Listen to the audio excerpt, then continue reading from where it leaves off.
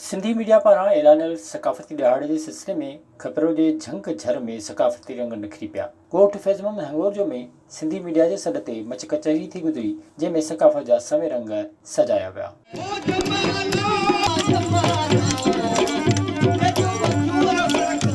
Much कचहरी में भलियूं रिलियूं, शादी जे मौक़े ते घोट खे बदिजण ॾियण मोड़, रुमाल समेत ॿियूं शयूं सजायूं वियूं। मोड़ गज या जेके रिलियूं भर्त हथ जी कढ़ाई जो कमु या जेके उठ जा पाखड़ा वग़ैरह जेके सिंध जो सकाफ़ती जेके बि शयूं कल्चर जी जेके बि शयूं उहे जेके असांजो नौजवान नस्ल आहे विसारे चुको आहे।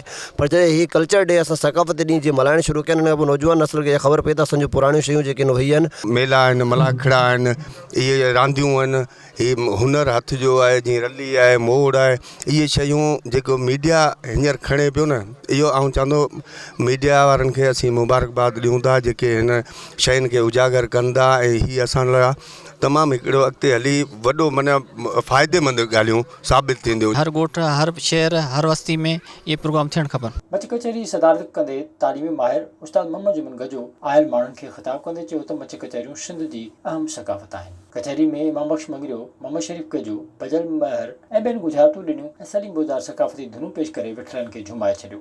इन मौक़े ते क्लासिकल रागी प्रेम भील सूफ़ी ऐं सकाफ़ती कलाम ॿुधाए ख़ूब दाद हासिल कयो। आख़िर में आयल महिमाननि खे बाजर जी मानी, सचे गिह जी भोरी, साग जो बोड़ ऐं सिंध जूं भाॼियूं खाधे में पेश कयूं वियूं।